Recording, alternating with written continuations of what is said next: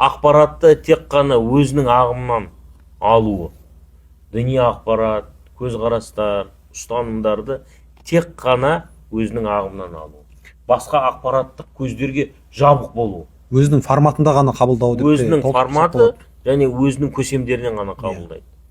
Көрдіңіз бе? Басқа параллельді ата-анасының ақпаратын қабылдамайды. Мысалы, мешітке барады, уағыз тыңдайды, тыңдамайды, кешірім сұраймын. Уағыз тыңдамайды. Себебі ол альтернативті ақпарат. Көрдіңіз бе? Немесе интернетте қарап жатса, тек қана өзінің сол ағымның көсемдерінен ғана ақпаратты алады. Себебі діни деструктивті ағым ол балама ақпарат жолдарын бәрін жауып тастайды. Себебі жауып тастамаса, адам ол ағымнан шығып кету ықтималы өте жоғары болады.